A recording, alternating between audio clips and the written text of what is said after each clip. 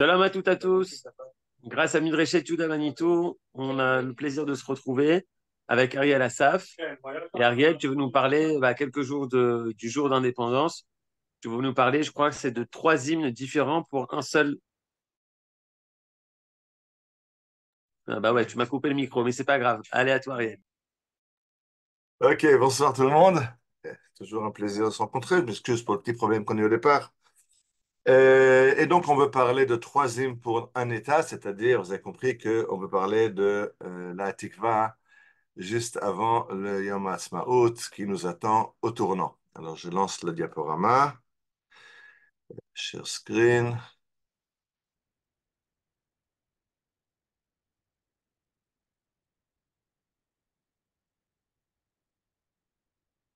Un et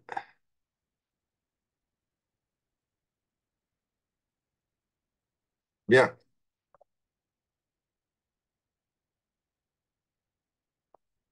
Donc, trois hymnes pour un État. Vous connaissez tous la Tikva. Kol od balevav penima nefesh yod yomia, on va le chanter bientôt. Mais quelle est son histoire de cet hymne national? Vous avez face à vous aussi deux photos de deux des protagonistes, le Rav Kook et Naftali Herz Imber. On va y revenir et développer de quoi s'agit-il. Alors, cet hymne national, il faut comprendre une chose. Kol od balevav penima nefesh yod yomia n'a pas été écrit, la Hatikva n'a pas été écrit pour l'État d'Israël. C'est l'hymne du mouvement sioniste qui existe donc bien avant l'État d'Israël. Et je vais vous faire écouter quelques notes de musique que vous allez reconnaître.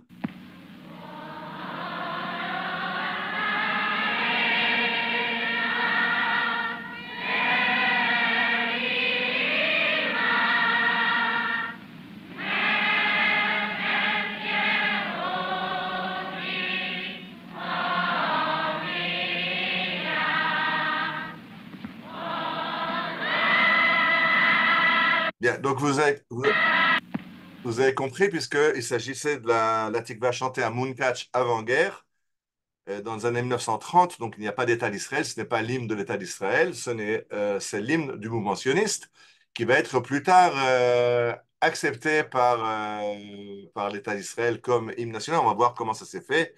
Ça n'a pas été évident. Je vous rappelle que l'année dernière, on avait fait une conférence sur le drapeau de l'État d'Israël, qui était lui aussi à l'origine le drapeau du mouvement sioniste et qui a été choisi pour être finalement le drapeau de l'État d'Israël. Mais il y avait au départ des demandes d'offres, des appels d'offres pour demander à changer, à trouver un drapeau pour l'État. Finalement, le peuple a plébiscité le drapeau du mouvement sioniste et on est resté avec le drapeau avec les bandes bleues et le Magen David. Même chose avec l'hymne, mais c'est un peu plus compliqué. Alors tout d'abord, faisons connaissance avec le personnage qui est devant vous à gauche, Naftali Tzvi Herz Imber, qui est né donc en Europe de l'Est à la fin du 19e siècle, milieu du 19e siècle, et qui est un autodidacte, au départ, quelqu'un de très spécial. C'est un génie, ce qu'on appelle en langue hébraïque un Iloui.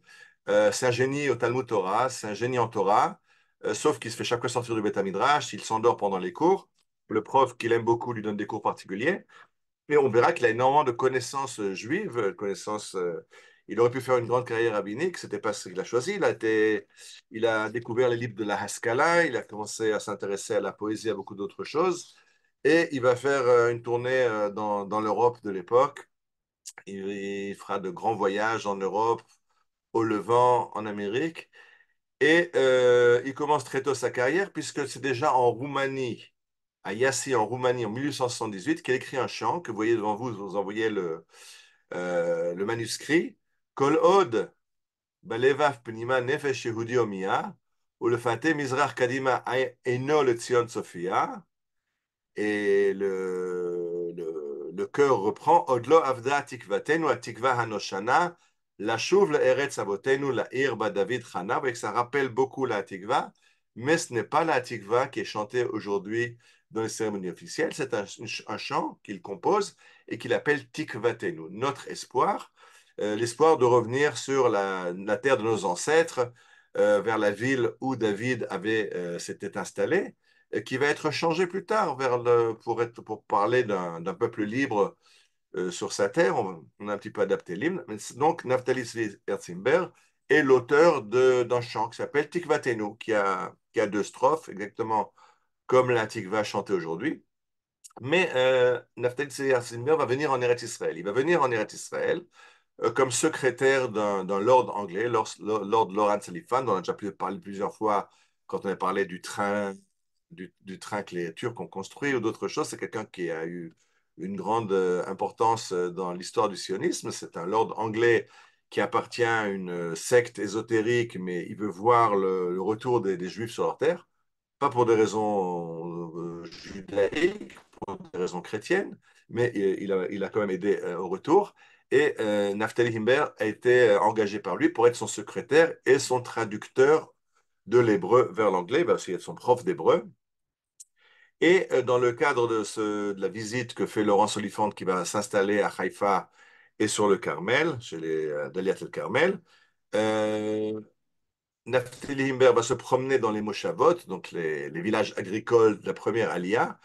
Et là-bas, il va chaque fois écrire, ajouter des strophes à son chant Tikvatenu.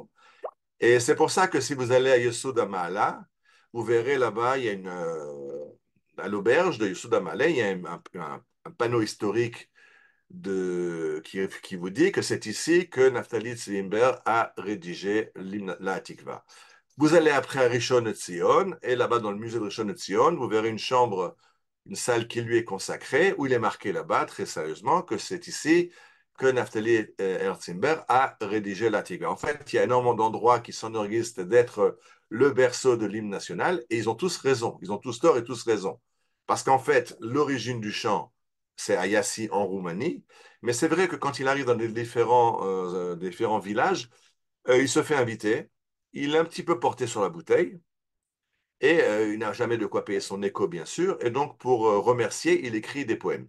Des fois, il écrit des poèmes parce que c'est son métier, c'est-à-dire que c'est avec ça qu'il gagne son argent en écrivant des poèmes qui lui sont commandés pour un événement quelconque. Et des fois, il n'a pas d'argent pour payer, et de son propre chef, il va écrire un poème pour remercier et payer son dû. Et c'est comme ça qu'on a énormément de villages, je dis, qui s'enorgueillissent d'être le berceau de la Tikva. Lisons un petit peu les strophes de la Tikva. Kol od bilvavo sham pnima nefesh yehudi omia olfate mizrach kadima eno de Tzion Sophia. Donc ça ressemble énormément à la Tikva que vous connaissez. Mais il y a une suite. Kol od maot me'enenu. Je vais juste traduire pour ceux qui ne sont pas hébraïsants. Kol od bilvavo sham pnima. Tant que dans son cœur, l'âme d'un juif vibre et que son œil regarde vers l'est, vers Sion, alors nous n'avons pas perdu notre espoir, notre espoir très ancien de revenir sur la terre de nos ancêtres, la ville où David avait habité. Et après, il y a une suite. Kol od maot menenu teradna kekshem devot. Tant que les larmes descendent de nos yeux comme la pluie, et que et que des dizaines de milliers de gens de notre peuple vont visiter les tombeaux des patriarches, alors nous n'avons pas perdu notre espoir de revenir dans notre terre. Kol od machomat mahmadenu od lenu mefaat ve'alech korban nigashenu ein achat od domat. Tant que les murailles de notre temple sont encore visibles à nos yeux et qu'on verse des larmes sur les vestiges détruits du temple, alors nous avons perdu l'espoir, etc., etc. Et on a ainsi 9 strophes qui vont être le chant Tikvatenu de Naftali Imber, dont duquel va émerger plus tard la Hatikva, mais on n'y est pas encore. Alors, en 1986, Naftali Imber édite son premier livre de chant, publie son premier livre de chant. Il s'appelle Barcaï et il cherche à le vendre. Donc, il fait paraître une annonce dans le journal Hatzvi de Eliezer Ben Yehuda qu'il cherche un sponsor qui est prêt à acheter les droits d'auteur pour publier son livre. Il n'y a pas tellement de répondants. L'establishment littéraire de l'époque n'aime pas beaucoup Naftali Imber. Euh, Eliezer Ben Yehuda lui-même, qu'on appelle le père de l'hébreu moderne, euh, est obligé de reconnaître qu'il a du talent, il est talentueux, mais pour essayer de le déguiser, comme il va dire, bon, il est talentueux, mais son hébreu laisse à désirer. Il faudrait qu'il améliore son hébreu. Le patron de l'Alliance à Paris, Isidore Lève, refuse le manuscrit. En fait, Naftali Imbert lui envoie le manuscrit pour que l'Alliance publie le texte et le secrétaire général de l'Alliance lui renvoie ses manuscrits et demande à être remboursé de ses frais. Euh, donc, il a du mal à faire accepter ce chant. En 1896, donc 10 ans plus tard, pardon, quand il y aura une exposition des produits agricoles d'Eretz Israël à Berlin. On va montrer avec fierté le vin de Rishon LeZion, les oranges de Rehovot, etc., etc. En fait, ce qui aura le plus de succès, ce sera les champs de Naftali Imbert, encore plus que les bouteilles de vin de Carmel. Euh, les gens plébiscitent ce livre de chants et très vite, ça va devenir l'hymne non officiel des villages agricoles. C'est-à-dire que quand il y a des réunions, des fêtes à Rishon LeZion, à Rehovot, à Ness Ziona, le chant qu'on va chanter pendant ces festivités, ça va être Tikvatenu de Naftali Imber. Donc, ça commence par un plébiscite, c'est le peuple qui a choisi. Les officiels n'ont pas reconnu la grandeur du texte que Naftali Imber leur a proposé. Pour l'instant, c'est un chant écrit, c'est un poème. Il n'y a pas encore de musique. Et alors, Eliaou Belkin, pardon, Israël Belkin, dont on a déjà parlé aussi dans notre dernière conférence, on avait parlé sur la famille Belkin, dans les familles qui ont créé l'État d'Israël. Et Israël Belkin, qui fait partie du mouvement Bilou, Bet Yaakov, Bet Israël, Bet Yaakov le Chouven Elcha, et qui arrivent en Eretz Israël et qui vont créer donc des villages agricoles, reçoit ce texte et le propose à un ami qui est compositeur, lui dit trouve-moi une musique pour ce chant. Je vous rappelle que la Tikvatenu de Naphtali, a 9 strophes. Et notre cher compositeur, Léon Igli, va nous proposer une musique qui est différente pour chaque strophe du chant. Vous comprenez que c'est un peu dur à apprendre. Vous avez un chant en 9 strophes et pour chaque strophe, il y a une autre musique. C'est un peu compliqué et donc ça va pas prendre. Mais finalement, il va y avoir quelqu'un qui va relever le défi. Et à Rishon LeZion, pour la première fois, on va entendre chanter Tikvatenu sur l'air qui est encore jusqu'aujourd'hui, on en parlera à la fin, comment cet air, d'où vient cet air et qui l'a mis en musique. En tout cas, c'est l'air qui va être adopté à Rishon LeZion. Et à partir de là, c'est l'air que tout le monde connaît. Je m'excuse, il y a un téléphone qui n'arrête pas de faire du bruit. On va le mettre en sourdine.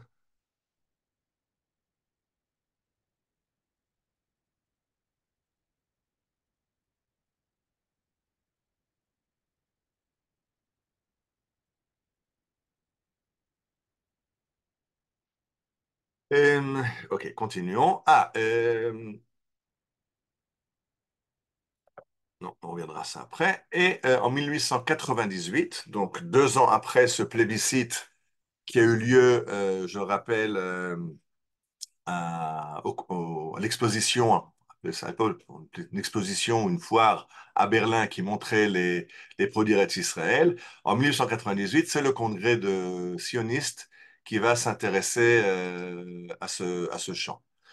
Le journal officiel du mouvement sioniste, Die Welt, que vous voyez à gauche, va publier un prix de 500 francs pour celui qui mettra, qui trouvera un hymne pour le mouvement sioniste. Il n'y a pas encore d'hymne pour l'instant. J'ai expliqué que c'est l'hymne des villages agricoles, pas du mouvement sioniste. Le mouvement sioniste décide qu'il lui faut un hymne et il me propose un prix de 500 francs pour un hymne, mais non, aucun chant proposé, aucun poème proposé ne va être accepté par le mouvement sioniste. Et même Naftali Imbert qui propose Tikvatenu se voit refuser comme tous les autres. Et en fait, l'heure de gloire de Tikvatenu va être au congrès de 1903. Le congrès de 1903, le 6e congrès sioniste à Bâle est un congrès très spécial. C'est le congrès de l'Ouganda. On est juste après les pogroms de Kishinev.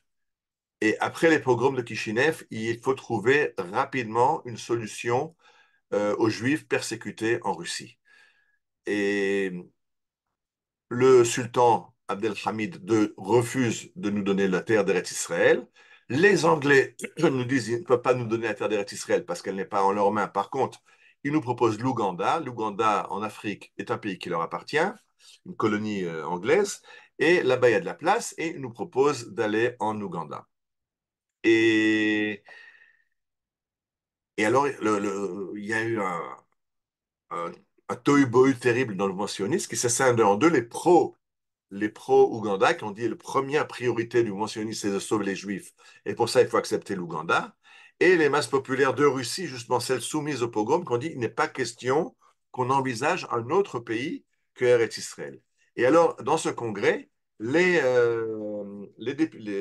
délégués qui sont contre l'Ouganda vont entonner en chœur ce chant Tikvatenu, puisque ce chant, qui a déjà été mis en musique maintenant, parle de Ain le Tzion Sophia, de l'œil qui regarde vers l'est, vers Sion, et qui attend, au-delà de Tikvatenu, notre espoir n'est pas perdu, notre espoir de revenir sur la terre de nos ancêtres. Donc c'est l'anti-ougandiste, et les ougandistes vont entonner ce chant Tikvatenu, et à partir de là, en 1907, à chaque congrès sioniste, le congrès va se terminer sur le chant de Hatikva. Il n'y a pas encore de décision officielle que c'est l'hymne du mouvement sioniste, mais chaque congrès se finit sur l'Hatikva. Et c'est seulement au 18e congrès en 1933 que l'Hatikva va être défini comme l'hymne officiel du mouvement sioniste. Pas d'État d'Israël, il n'y en a pas encore, et pas dans la phraséologie moderne, mais dans l'état comme Naftali Imber a écrit Tikvatenu, 1933, ça devient le chant officiel du mouvement sioniste.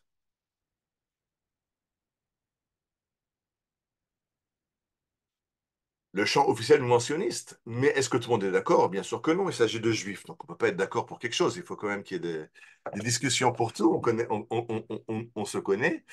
Et l'aile socialiste du mouvement sioniste, donc les kibbutzim,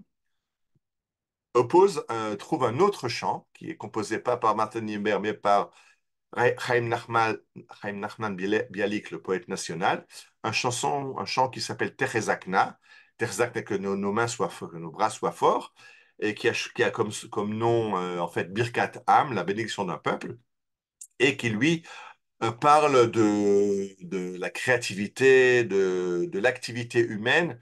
Et ce que le mouvement sioniste, ce que les jeunes socialistes veulent, c'est qu'ils veulent le travail de la terre, ils veulent un retour au travail manuel. Ce que les Moshavot de la première Aliyah ont un petit peu oublié, ils se sont un peu embourgeoisés. Et donc, eux se choisissent ce chant à la place de la Tikva. Écoutons quelques notes. Il est moins sympa que la Tikva.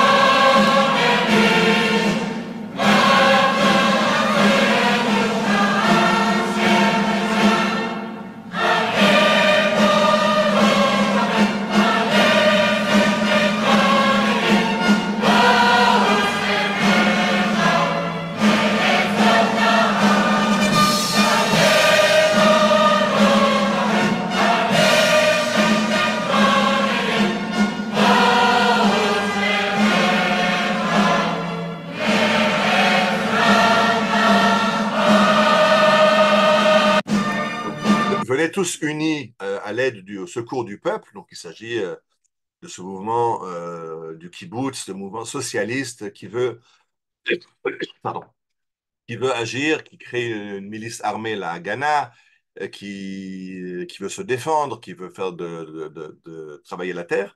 Et donc, Terezakna, et on a ces deux hymnes qui se disputent la primauté. Et donc, des fois, dans les congrès ou dans des réunions, dans les moshavot, les kibbutzim, il y a les uns entonnent Natikva, les autres entonnent Terezakna, et finalement on arrive à une situation où les organisateurs doivent se mettre d'accord au début lequel des chants va être chanté. Souvent, là, on va se dire, bon, on n'en chante aucun, comme ça au moins on garde le calme et on commence pas un tumulte parce que les uns veulent ce chant et les autres veulent l'autre chant. Donc je dis, il y a les raisons politiques, c'est qui sont le tirage qu'il y a entre les Moshavot, les villages de la première alia, et les kibbutzim de la seconde alia, entre les bourgeois de la première alia et les socialistes de la seconde alia. Euh, finalement, le mouvement sioniste opte pour la Hatikva, pour Tikvatenu, mais il ne faut pas oublier que le mouvement socialiste, lui, reste fidèle à son chant Techezakna de Chaim Nachman Bialik. Il y a aussi cette idée que la Tikva, c'est un chant euh, d'espoir, c'est un chant de gagouim, je ne sais plus comment on dit en français, des gagouim. C'est très sentimentaliste. Alors que Techezakna, c'est très. On va faire, vous avez entendu même la musique, une musique russe comme ça, soviétique, on va faire, on va réussir, c'est dans la force de nos bras. Et donc, voilà, le premier opposant à Tikvatenu.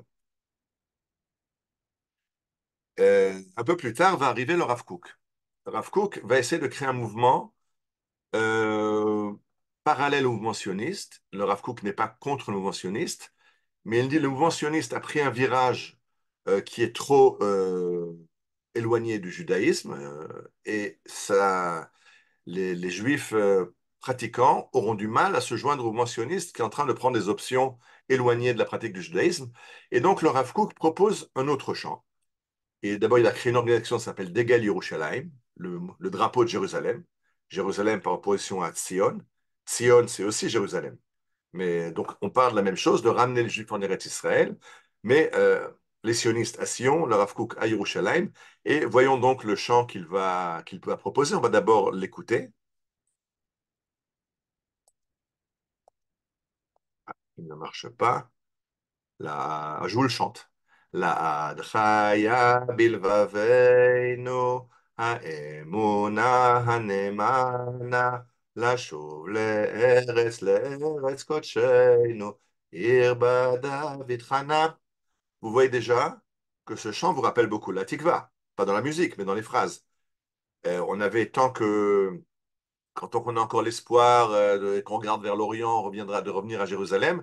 Même chose, on a toujours dans notre cœur qui a la émouna, la foi, de revenir dans notre pays, la ville où David s'est installé. C'est même la même phrase qui a été utilisée par Naftali Imbert. Donc on voit clairement que le Rav Kook se mesure avec la chanson de Naftali Imbert et propose une variante plus juive à la chanson de Naftali Imbert. On va les comparer tout de suite.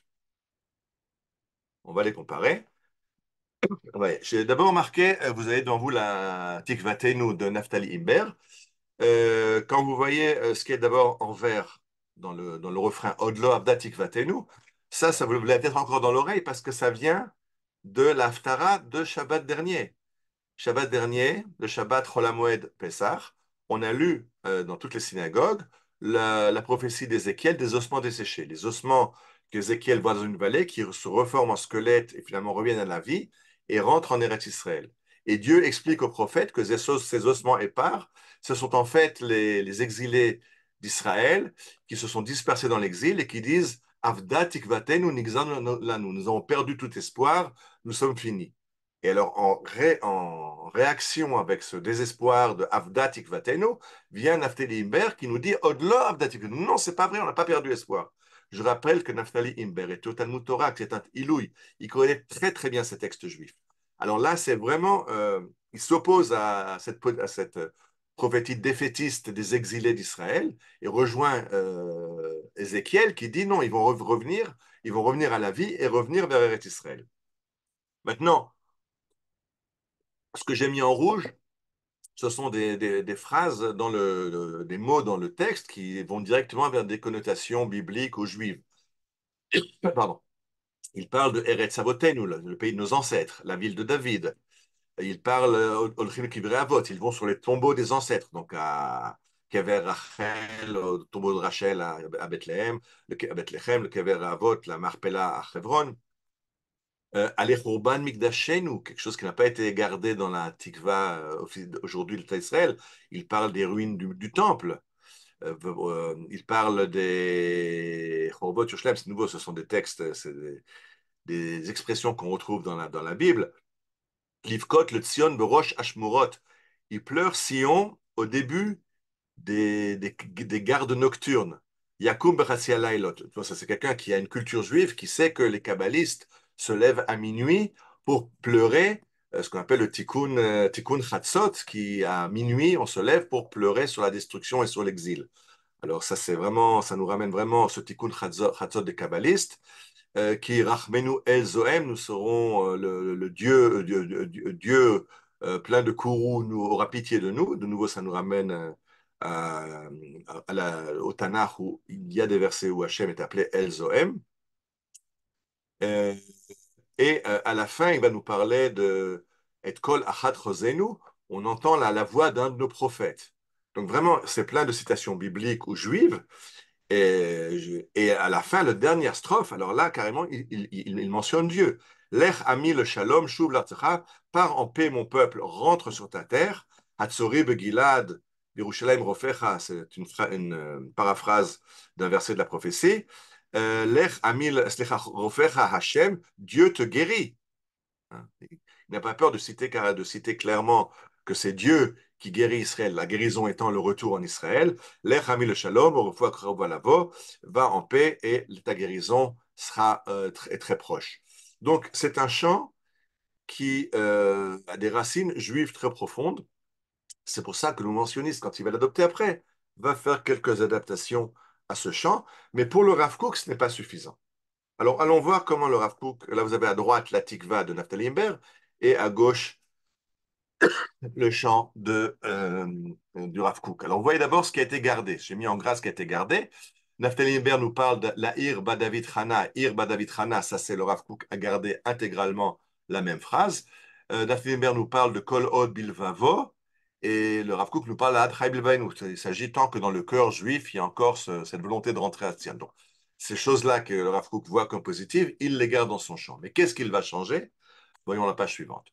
Odlo Avda, on n'a pas encore perdu d'espoir. Le Rav Kook dit ça, c'est défaitiste, c'est pessimiste, on n'a pas perdu d'espoir. Non, la Atreb Bevenu, notre Emouna, elle est complète et elle est vivante. On est actif et on a la confiance. C'est pas qu'on n'a pas perdu, on n'est pas tombé dans le désespoir. On a un espoir très actif. Naftali Imber va nous parler de Hatikva Anoshana, l'espérance antique. Le Rav Kook nous parle de Ha'emuna Hanemana, la foi profonde. Emouna, c'est quelque chose d'actif, alors que Takva, c'est quelque chose de passif. Mishuv le Eretz, Avotenu, nous dira Naftali Imber. Nous voulons rentrer sur la terre de nos pères. Le Rav Kook va dire la Shuv le Eretz Kotshenu. On veut rentrer sur la terre de la sainteté. Donc vous voyez qu'il garde vraiment la phrase de Imber, mais il la judaïse et la rend plus active. Continuons. Kol od chomat machamadenu, od lenu mefat, vale churban migdashenu odain domat, nous dit Naftali Imber, quand on voit encore les vestiges du temple et on verse une larme les vestiges détruits du temple, le Rav Kook lui dit non, non, Shamana avod l'Eloheinu, Shamana ne, on va retourner pèleriner au temple. Et si Naftali Imber nous parle de Ain Domat, un œil qui pleure, le Rav Kook dit Bechedva Begila Ubirna, c'est dans la joie là, et l'allégresse qu'on va rentrer. Vous voyez, c'est vraiment un vis-à-vis. Un parle de la tristesse, l'autre parle de la joie, mais du même chose. Un parle du fait qu'on pleure sur le temple, et l'autre dit qu'on y retourne chanter et servir Dieu dans ce temple. Kol od regesh ahabat alom, tant que le sentiment de l'amour patriotique est encore dans nos cœurs. Le Rav Kook dit le sentiment patriotique, c'est quelque chose de très flou, de très fluide. Je rappelle que le patriotisme, c'est quelque chose qui est né au 19e siècle, le réveil des nationalismes. Et le Rav Kook dit non, non, on ne veut pas le nationalisme comme les Français ou les Italiens, on veut Torah Chaim, c'est la Torah de vie qui nous fait vivre. Qui rachamenu el zoem, on sera le Dieu courroucé, aura pitié de nous. Le Rav Kook dit non, Mimidbar Matana, Dieu nous donne en cadeau cette terre. Dieu n'est pas du tout courroucé, il va revenir nous donner des cadeaux et nous donner cette terre d'Eretz Israël en cadeau. Euh, Quand Naftali Imber va nous parler de nouveau qu'il entend la voix de Echad Chosenu, un de nos prophètes, le Rav Kook ramène Av Hamon, le père d'une multitude, Abraham, qui est notre ancêtre. C'est lui qui l'entend. Pourquoi? Parce que euh, Avamon Kana, Dieu lui a promis la terre. Il lui a pas promis, il lui a donné la terre d'Eretz Israël. Manitou disait toujours qu'il faut faire attention. La terre promise, c'est une phraséologie non juive, ça vient du christianisme. La Torah ne parle jamais de Eretz Amuftachat, le pays promis. Elle parle du pays qui a été donné, Eretz Nachala, le pays que Dieu a donné à Israël. Il a été donné. Alors, ce n'est pas un espoir de revenir vers un État, c'est quelque chose qui a été donné par Dieu. Et quelque chose que Dieu a donné, c'est quelque chose, un cadeau qui ne reprend pas. Donc, le terre d'Israël appartient à Israël pour toujours. Et quand il parle à la fin, la Télémère nous parle qui tant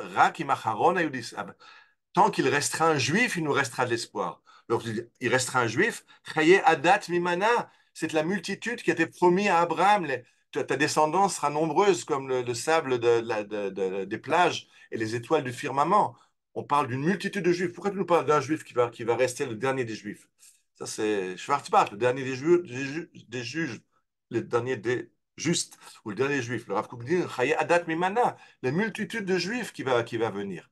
Donc, vous voyez ce qu'a fait le Rav Kook. Il a pris le chant de Naftali Berg, il en a gardé les strophes, il en a gardé les idées, mais il leur a donné un contenu beaucoup plus optimiste et beaucoup plus attaché, ancré plus profondément dans la tradition juive. Le mouvement sioniste, lui, va faire autre chose. Il va au contraire prendre le chant de Heimberg et le déjudaïser. En faire quelque chose de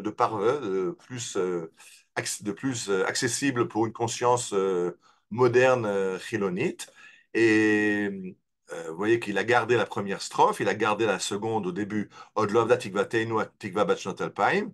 Ça, c'est plus ou moins la même chose. Mais quand Naftali Imber parle de Mishuv l'Eretz Avotenu, rentrer sur la terre de nos ancêtres, nous on parle d'être liot amchofshi be'artzenu, d'être libre sur notre terre. C'est notre terre, mais c'est pas évidemment que c'est la terre de nos ancêtres. Donc on y a droit. Je rappelle que l'État d'Israël trouve sa légitimité dans le vote de l'ONU, pardon, de la Société des Nations le 29 novembre 1947 et pas dans le Tanakh. Alors c'est vrai que Ben Gurion connaît le Tanakh et se réfère au Tanakh dans la déclaration d'indépendance, mais la base légale de l'existence de l'État d'Israël, ce que l'État d'Israël a amené à La Haye dans le procès qui a eu il n'y a pas longtemps, c'est la Charte des Nations, la décision d'abord de Société des Nations et finalement qu'est-ce que je fais des bêtises, j'ai tout mélangé. La décision qui parle d'un home national juif et la décision de l'ONU le 29 novembre 1947 qui dit de créer un État juif, de partager la Palestine et de créer un État Palestine anglaise mandataire et de créer un État juif. Donc, ça, c'est Artsenu, la terre qui nous a été donnée par les nations. Le Rav Kook dit non, pardon. Neftali Imber parlait de la terre de nos ancêtres, qui comprend l'ouest du Jourdain, l'est du Jourdain, encore beaucoup plus. Et quand de nouveau Naftali Imber nous parle de Ir David Hana, la ville où David a campé, la ville de Tzion et Yerushalayim. On rappelle Yerushalayim, mais sans rappeler David, puisque on coupe un peu les références à un passé qui est peut-être un petit peu trop lourd à porter par le mentionniste des années 48 de l'État d'Israël. Bien. Une fois que je vous ai expliqué qu'il y a des oppositions, d'abord des socialistes des kibbutzim qui voulaient Techezakna, du Rav Kook qui voulait la Atrea Bilvavenu, on va voir qu'il y a d'autres oppositions. C'est-à-dire que il y a des oppositions et le congrès sioniste, pour mettre fin aux oppositions, je l'ai dit à partir du 18e congrès en 1933, décidera que Tikvateinu est l'hymne officiel du peuple juif. Mais l'État d'Israël qui succède, qui prend le contrôle du peuple juif à partir du 5 Iyar Tachar, le 15 mai, 14 mai 1948, ne décide pas, n'ancre pas la Tikva comme un hymne national. Très vite, on va décider d'un drapeau national, que vous voyez à droite. Très vite, on va décider d'un symbole de l'État d'Israël, vous voyez à gauche, mais on ne décide pas, il n'y a pas de loi fondamentale qui définit l'hymne national. Il y a une loi qui définit le drapeau, comment il doit être fait, les écarts, la direction du Magen David. Vous voyez, ce Magen David, là, il est légal, ce drapeau est légal. Vous connaissez certainement des drapeaux où le Magen David, quand le drapeau est en longueur sur un bâtiment, on mettait dans le temps le Magen David droit, avec les tiges qui pointent vers les sommets vers le haut et vers le bas. Mais la loi stipule que les sommets du Magen David doivent être vers les bandes bleues. C'est vrai que même quand, si on met le drapeau en longueur, alors le Magen David a l'air un petit peu tordu, mais c'est comme ça que c'est défini dans la loi du drapeau. Il y a aussi une loi de symbole de l'État d'Israël. Au début de l'État d'Israël, il n'y a pas de loi pour définir l'hymne national. Alors, déjà en 47, c'est-à-dire que juste avant la création de l'État d'Israël, il y a une proposition de choisir. Pourquoi choisir un chant de Naftali Imber quand on a un chant tellement magnifique, écrit par le roi David, pas par ce buveur invétéré qui était à Naftali Imber, mais par le plus grand des rois d'Israël, le roi David, le psaume 126, Shir HaMa'alot, Beshuv Adonai et Shivat Sion, Haynu Kecholmim, psaume des cantiques, quand Dieu ramène les exilés de Sion, nous sommes comme dans un rêve. Écoutons quelques notes. שיר המעלות בשוב אדוני את שיבת ציון היינו כחולמים אז ימלא שחוק פינו ולשוננו רינה אז יום ובגויים הגדיל אדוני לעשות עם אלה. Ce chant est magnifique, les paroles du roi David, donc c'est biblique. La musique est formidable, mais ce n'est pas retenu comme hymne du mouvement sioniste. Par contre, arrive une autre proposition, il y aura d'autres propositions. Un autre chant de Naftali Imber, mais pas Tikvatenu, un chant qui s'appelle Kishon Ram Bashamayim. Alors écoutez la musique, après je vous parlerai de ce chant. כישעון רם בשמיים, כל ליל חוצב להבויס, כל קורא מירושלים, שובו לארץ אבויס, לירדן אסויו, ושימו עליו מבויס.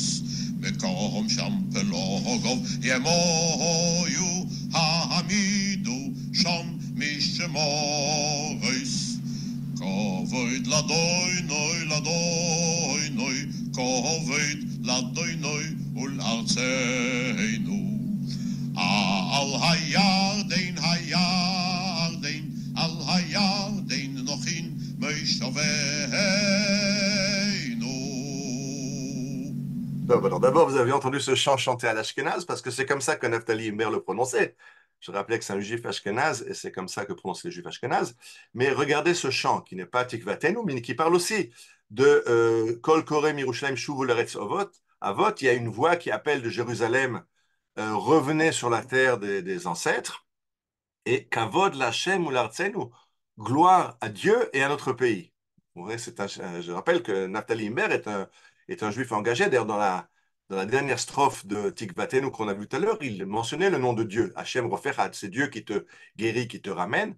Et là, Kavod l'Hachem ou l'Artsenu, mais ce chant n'a pas non plus été retenu. Ce chant qui s'appelle Mishmar Hayarden, qui va être à l'origine du nom d'un village, Mishmar Hayarden, dans la vallée du Foulé. Cet Hatikva, qui n'est toujours pas l'hymne officiel d'Israël, va susciter beaucoup d'antagonisme. Alors là, vous avez à droite le Rav Shalom Cohen, qui est Haredi. C'est un des mentors de chasse, qui, en parlant de la Hatikva, va dire Hatikva zeshir metumtam. C'est un chant idiot. Bon, on peut penser ce qu'il veut. Mais ça, c'est la réaction harédite face à cette ère. C'est évident, si c'est l'hymne national mentionniste, ça ne peut pas plaire tellement aux Haredim. Je vous fais grâce de l'article entier et de ce qu'il a dit.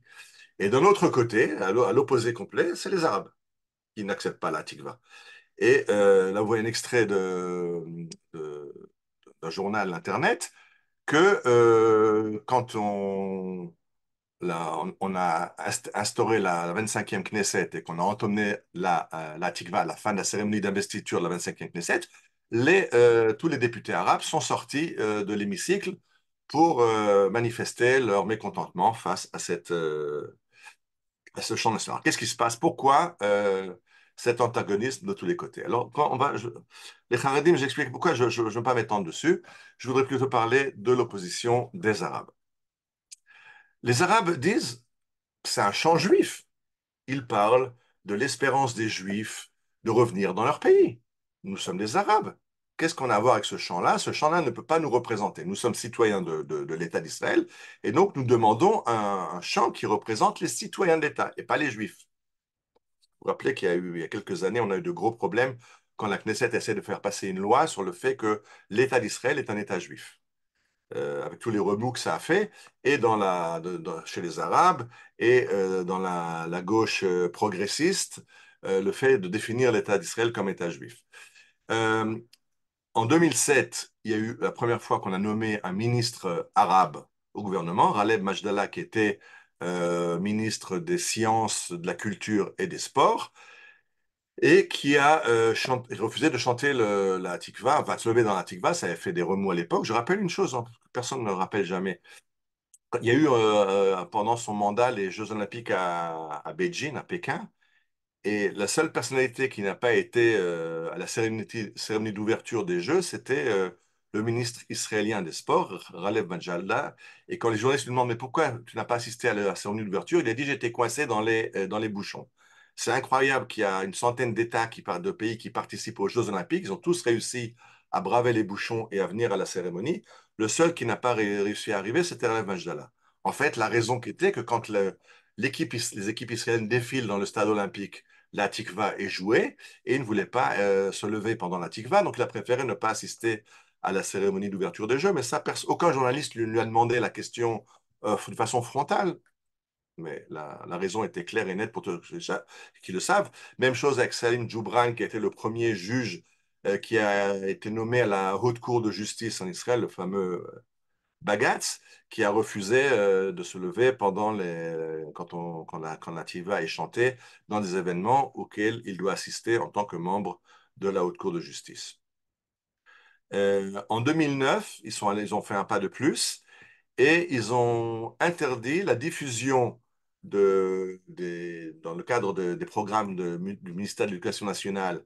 euh, il y a un programme pour enseigner la tikva aux enfants, et on fait ça surtout avant Yom HaTzmaut, bien sûr, et ils ont interdit la diffusion et l'enseignement de la tikva dans les écoles, dans l'enseignement arabe. Les Druzes, oui, les Druzes le chantent, mais pas je parle des Arabes qui ne sont pas Druzes. Les Druzes font l'armée et eux n'ont pas de problème avec la tikva, même que ça parle de Nefesh Yehudi. Euh, en, un des grands problèmes qu'on a en Israël avec la tikva, c'est que la tikva est chantée dans les rencontres sportives, quand nos équipes de sport vont dans le monde se mesurer dans les compétitions. Et de façon systématique, les joueurs, les sportifs arabes israéliens refusent de se lever quand la tikva est jouée. C'est arrivé jusqu'à un extrême où le capitaine de l'équipe nationale de foot était un Serbe musulman qui a reçu la nationalité israélienne et qui a été décoré par le président de l'État d'Israël en 2023, mais qui a refusé de se lever et d'entonner la Tikva. Alors en 2011 déjà, euh, Michael Ben-Ari avait fait une proposition de loi que les joueurs, les sportifs qui vont représenter l'État d'Israël dans le monde doivent s'engager à être fidèles à l'État d'Israël et à respecter la Tikva. Ça a été accueilli bien sûr avec la grande colère de tous les Arabes et la loi n'est pas passée. Alors là, on arrive à l'incroyable. Je reviens un peu en arrière dans l'histoire. Je suis allé parce que je voulais parler de l'opposition des Arabes. Là, maintenant, c'était en 2011 la proposition de loi et en 2023 que le capitaine décoré par le président de l'État, bien qu'il ne se lève pas pendant la Tikva. En 2001, il y a une proposition de loi de faire passer la tikva comme hymne national. Je vous rappelle que depuis la création de l'État d'Israël, je dis, on a défini un drapeau, on a défini un symbole, on n'a pas défini l'hymne national. Et là, il y a deux députés qui proposent une loi, de faire passer une loi comme quoi la tikva, c'est le chant national de l'État d'Israël. Et regardez qui sont les deux députés. Il s'agit Tommy Lapid, le papa de, qui fait partie du mouvement Shinui, et Nahum Langenthal du Mafdal, parti religieux et un parti Shinui qui est entièrement laïque. Tommy Lapid et Nahum Langenthal s'opposent à peu près sur tous les points, sur presque toutes les lois qui sont proposées à la Knesset, mais les deux sont des juifs qui sont convaincus que l'État d'Israël est un État juif. Et donc, il faut faire passer une loi que l'État juif, un hymne juif qui raconte l'espoir des juifs de recréer leur État sur leur terre. Et là, ils sont capables de faire cause commune parce qu'ils comprennent qu'il y a un très, très grand danger qui vient du côté progressiste et arabe de déjudaïser l'État d'Israël, d'en faire un État de tous ses citoyens et plus du tout un État juif. Et donc là, ils essayent ensemble de proposer cette proposition de loi et la loi va passer et la Tikva va être officialisée comme l'hymne national de l'État d'Israël. Alors là, je vous montre un petit peu les propositions. Il y a eu beaucoup de propositions pour être l'hymne de l'État d'Israël. J'ai mis en encadré en bas à gauche ceux qui ont été, dont je vous ai parlé, Shira Emouna, la chanson du Rav Kook, qui a été proposée et refusée, Shira Ma'alot, proposée par le sionisme religieux et refusée, et en 67, très intéressant, après la guerre des 6 jours, on a proposé Yerushalem Shazav, Jérusalem d'or, chanté par Shula, Shuli, Nathan, composé par oh là là, c'est terrible ce soir. Par Naomi Shemer. Et ça a été tellement un chant connu dans le monde entier, on a proposé que ce chant-là, qui est magnifique et chanté magnifiquement par Shlomo Nathan, représente l'État d'Israël, mais finalement, c'est pas Yerushalem Shazav qui a été chanté, qui a été choisi, pardon, mais la Tikva. Alors, parmi les opposants, les Arabes, ils ne sont pas d'accord avec la Tikva. Quel chant ils proposent? Ils proposent un chant. Ils ont une proposition, un chant de Shaul Tchernichovski. Vous connaissez sur les billets de banque, Shaul Tchernichovski, c'est aussi une rue à Jérusalem. Et Shaul Tchernichovski, pardon, écrit un chant qui s'appelle Sahaki Sahaki al Chalomot, pardon, et qui les intéresse parce que regardez ce qui est marqué. Vous vous rappelez qu'Iod Nafshe Omia, que l'âme du juif espère vers Sion, ça c'est dans la Tikva de Naftali-Imber. Ici, qu'Iod Nafshi Dror Shoefet, on aspire à la liberté. C'est général, c'est l'humanité entière. Sahaki qui Gambereut Amin, je crois en l'amitié entre les peuples. Gam Tikvotav, il a gardé les motifs de Imber, de Kolot Banefesh, tant que dans l'âme il y a encore l'espoir. Mais l'espoir est un espoir entièrement parvenu, entièrement humaniste, progressiste. Et donc ça, c'est le chant qui a été choisi par les Arabes, proposé par les Arabes. Je n'ai pas mis tout le chant, il est plus long que ce qui est devant vous. Il termine à la fin, Bo yavo yisu shalom, az bracha leom il om, viendra la paix entre les peuples. Donc c'est ça le chant, c'est plus du tout un chant juif, c'est un chant humaniste de paix entre les peuples. Et ce qui, à mon sens, est assez catastrophique, c'est Yom Ha'atzmaut, le 71e Yom Ha'atzmaut de l'État d'Israël, donc il y a 5 ans. Il a été chanté Yom Ha'atzmaut à la cérémonie officielle du Yom Ha'atzmaut. Il y a aussi la Tikva, mais je pense qu'avec toutes les connotations qu'il y a derrière, c'est la dernière chanson à amener au Har Herzl à Yom Ha'atzmaut. Et je vais vous montrer tout de suite qui chante ce chant. Alors d'abord, on va l'écouter, pour que vous l'entendiez. שחקי שחקי על החלומות, זו אני החולם שח, שחקי כי באדם אמין, כי עודני מאמין בך. La musique est magnifique. Il y a d'ailleurs d'autres chansons qui utilisent cette même musique. Mais regardez qui se sert de ce chant. שחקי שחקי על החלומות, זו אני החולם שח, שחקי כי באדם אמין, כי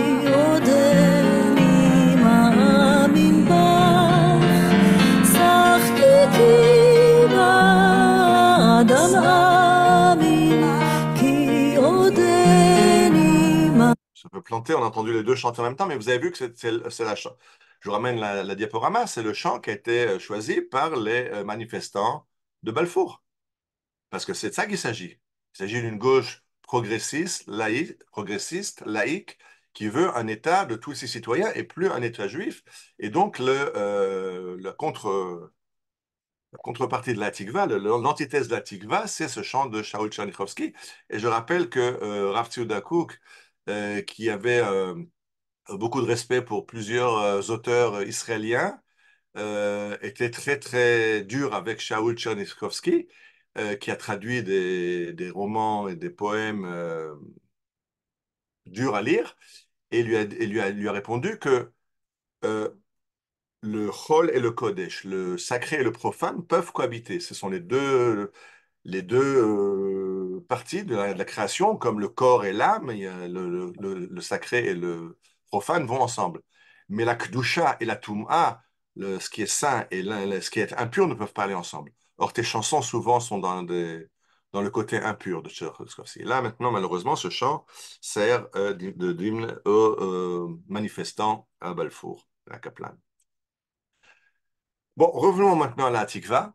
On va essayer quand même de comprendre qui est la Tikva. La Tikva qui a été copte, qui a été choisie pour être l'hymne d'État juif. Alors, j'ai parlé au départ que Naftali Imber est profondément juif, que l'État d'Israël a un petit peu arrondi les angles dans la Tikva, et c'est devenu le chant officiel, chanté par les combattants pendus par les Anglais dans la prison à Akko. Là, vous voyez ça, la potence à Akko. Et sur le mur est inscrit la Tikva Kolot Baleva Pnima, parce que c'est ce que les combattants condamnés à mort par les Anglais ont chanté. D'ailleurs, si vous regardez, ceux qui ont les bons yeux, vous pouvez voir Kolot Baleva Pnima, Odolat Kivatelu, trois petits points. La chanson n'est pas complète.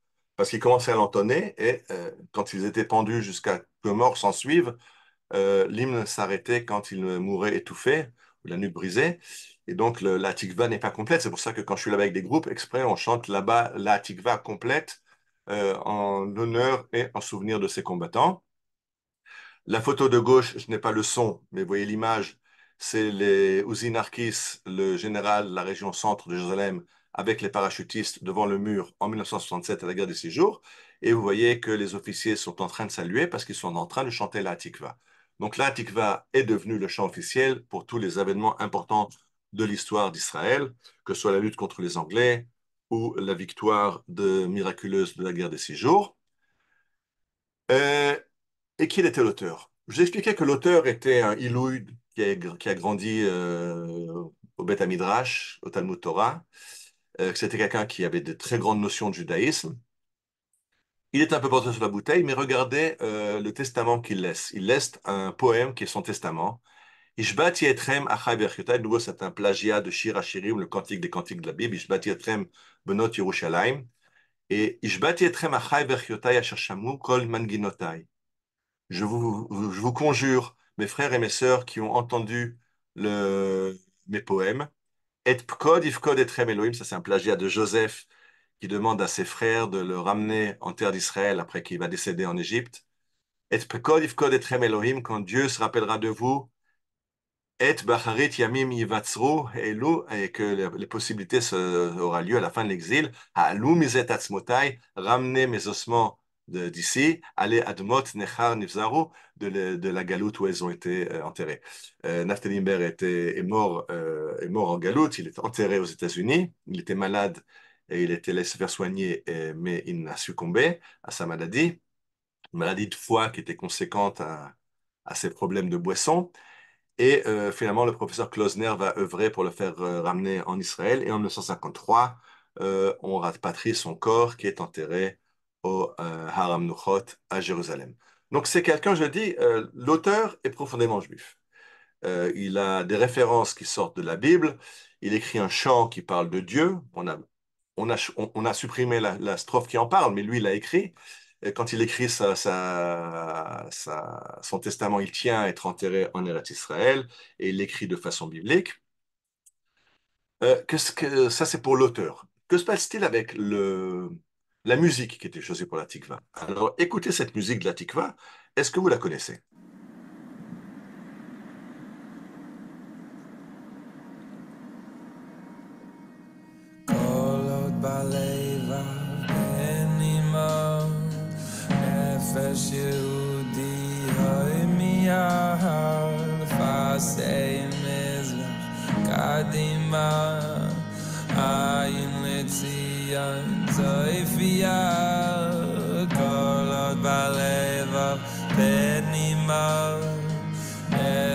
יהודי האמייה לפסי מזרח קדימה עין לציין צייפיה. Bien, donc ça, il s'agit d'une musique qui a été mise en musique par des Haredim, qui essayent de faire un pont entre le monde Haredi et le monde sioniste laïque. Et donc, on gardait les mots de la Tikva, on prit des vues de Jérusalem et d'Israël, mais on changeait la musique, pour une musique différente, pour se démarquer de la musique de la Tikva. David Ben-Gurion n'a plus entendu cette musique, mais la lettre qui est à gauche, je ne vais pas la lire maintenant, mais c'est une lettre qu'il envoie au directeur de son directeur de cabinet, parce que en 58, pendant le concours biblique, le chef d'orchestre qui joue la Tikva à la fin du concours biblique a pris des libertés avec l'air officiel et a changé l'air officiel. Et David Ben-Gurion a dit, on n'a pas le droit de changer cet air, c'est un air national. Je rappelle qu'à l'époque, il n'y a pas encore de loi. La loi n'a pas passé. Donc, il n'y a pas de loi qui définit ni les paroles, ni la musique. Mais David Ben-Gurion dit, le peuple d'Israël a plébiscité ce chant et cette musique. Donc, personne n'a le droit de le changer. Pardon, je m'excuse. Ha'imnon ou erech leumi, ce chant a une valeur nationale. Ve'en le shum ish reshut lasot bo ka'adam oseh betor shelo. Personne n'a le droit d'en faire ce qu'il veut. Yesh lashgiach al kar shebekol mikre yesh nagen bo himnon shelanu. Inagnu oto kimot shehu. Il faut le chanter et le jouer comme il est. Bli shipurim, sans que chacun y mette son grain de sel et apporte ses propres améliorations. Donc, on voit que David Ben-Gurion est très susceptible de garder cette musique, mais d'où vient cette musique? Alors, beaucoup le savent.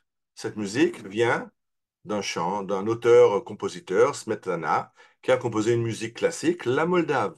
Écoutons.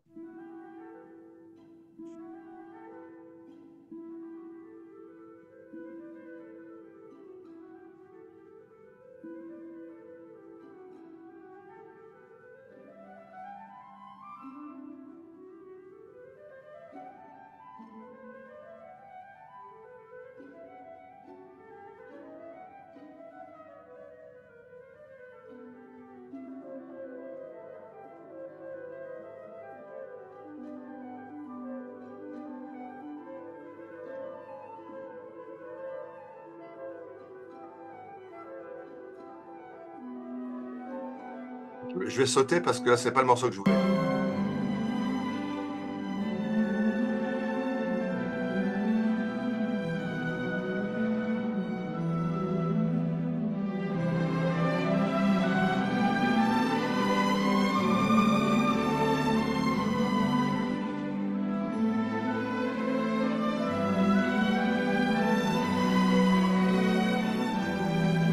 Donc, vous voyez que la Moldave rappelle énormément la Tikva. D'ailleurs, Herbert Pagani, dans son plaidoyer pour ma terre, va prendre comme toile de fond cette musique de la Moldove à la place de la Tikva. D'autres vont dire que non, il s'agit d'un chant populaire roumain. Je rappelle que la Tikva a été écrite à Yassé. Écoutons le chant roumain. Electricitate, căi ferate și vapor nu erau încă aflate, mergeau toate fără zor. Când bătrânii erau moi și-și mânau carul cu boi, ăștia, ăștia, ăștia,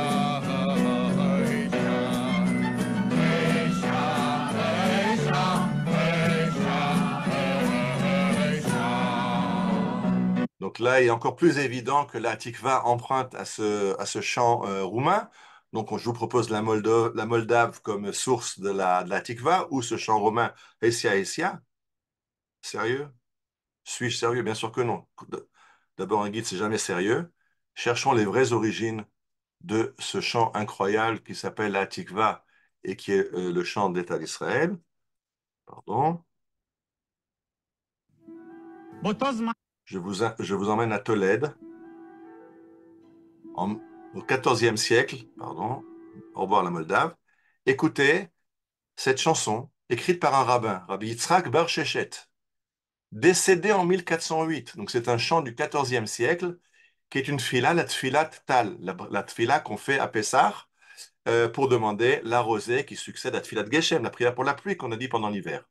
Alors, les prières, la prière est magnifique. L'ech le shalom Geshem ou bo shalom tal, part en paix la pluie et vient dans la paix toi la rosée. Mais écoutons comment Rabbi Yitzhak Bar Sheshet le chante, et le chante à sa suite les communautés de rite espagnol. לך לשלום גשם ובו בשלום טל, כי רד להושיע ומוריד הטל. אשיר שירתי ואשים דיברתי, ואעביר שמחתי לצור ישועתי.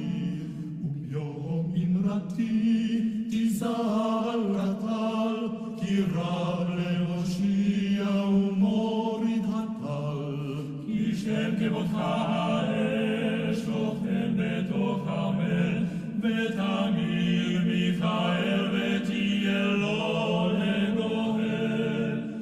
היום לישראל אהיה קטל, כי רע להושיע ומוריד הטל.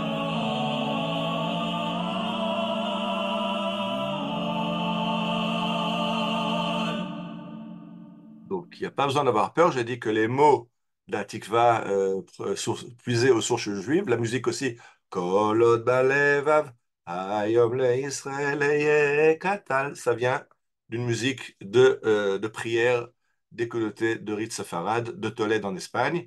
Et donc, on n'a pas de problème ni avec le phrasé de Tikvatenu, à Tikva, on pourrait un peu l'améliorer, ni avec la musique de la Tikva, qui a peut-être emprunté aussi à une chanson roumaine ou moldove, mais eux ont emprunté à une musique synagogale espagnole. Et pour terminer, je voudrais vous donner quelques interprétations de la Tikva. La première, c'est une interprétation qui a été préparée par le mouvement sioniste. C'est des enfants de tous les pays de la Gola qui chantent la Tikva. Pardon.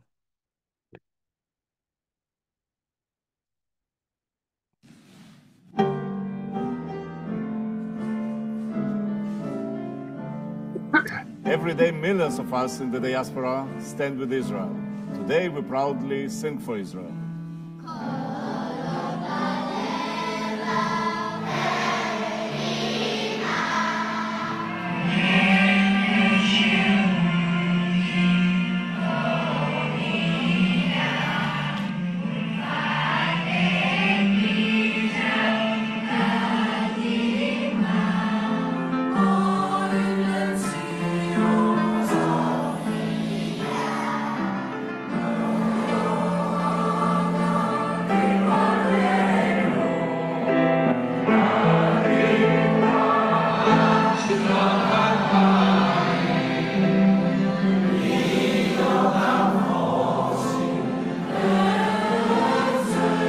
Alors, si la Tikva est comme ça, un hymne qui relie les Juifs de tous les pays, des États-Unis au Canada, en passant par le Costa Rica, la Grèce, la Serbie, la Latvie, comment est-ce qu'on peut renoncer à la Hatikva? La semaine prochaine, je dois guider l'école Yavne en Pologne et on chantera bien sûr la Hatikva à Birkenau. Et donc, je voulais vous montrer l'armée qui chante la Hatikva à Birkenau. המסדר יעבור לדום. מסדר, דום. מסדר, הצדה.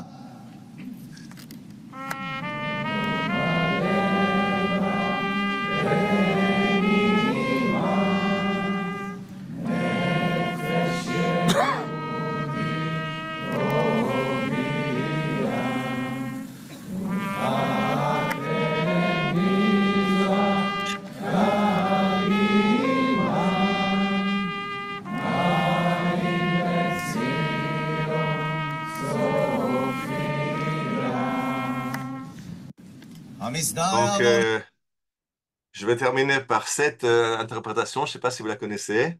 Elle a été virale sur les réseaux il y a quelques mois.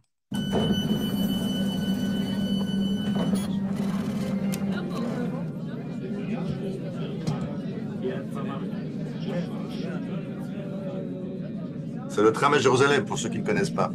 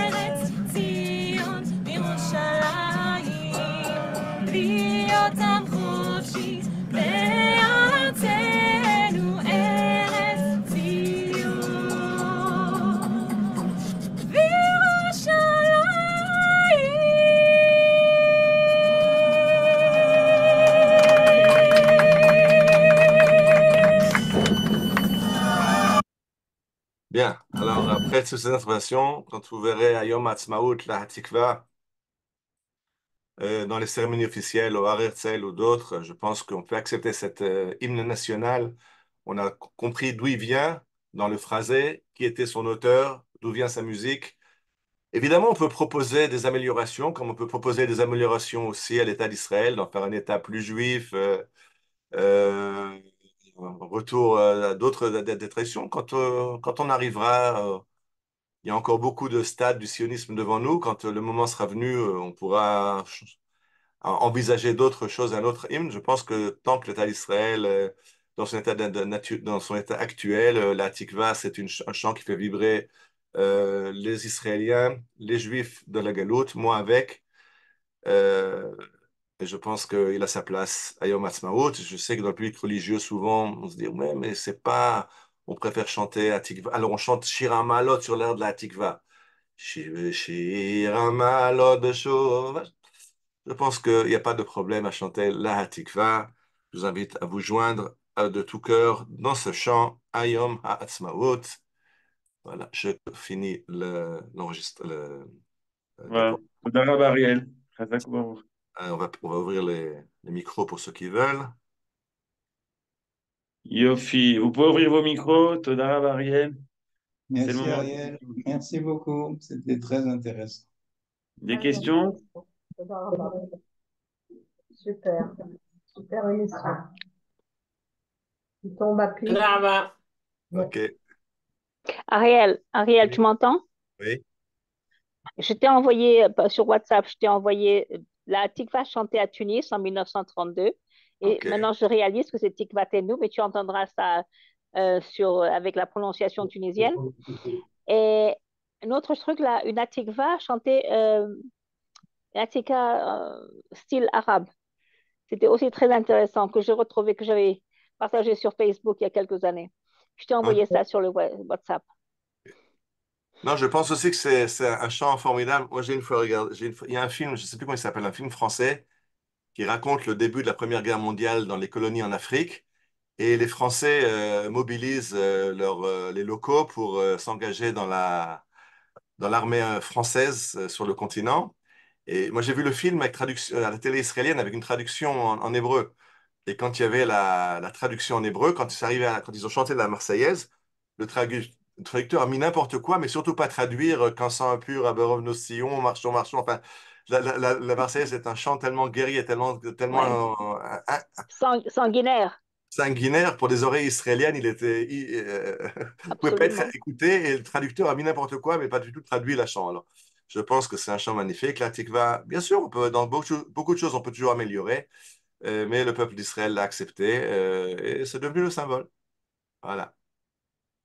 Je vois que quelqu'un m'a envoyé, qui est Astrid Baltzan, parle autour de la tikva sur l'origine musicale. Oui, j'ai une fois entendu il y a quelques années, mais je l'ai plus retrouvée.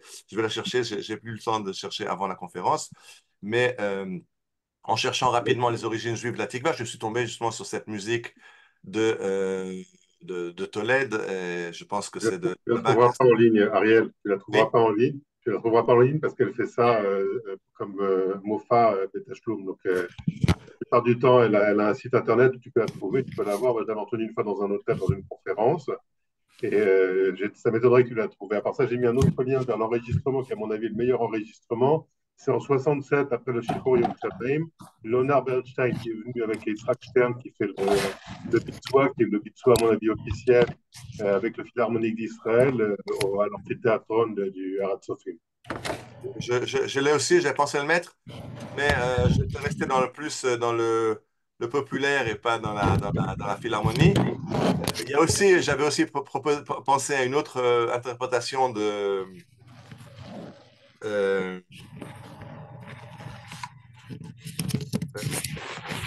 j'ai dû faire un choix. Il faut toujours faire un choix dans les conférences. Il y a tellement de possibilités, mais merci. Dans le fichier de la conférence, j'ai aussi l'interprétation du philharmonique. Et, bon, j'ai fait un choix. C'est un souci, en tout cas, merci beaucoup. Ok.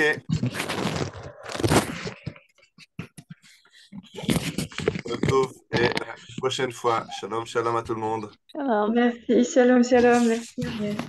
Rabba. Cher Koach. Merci.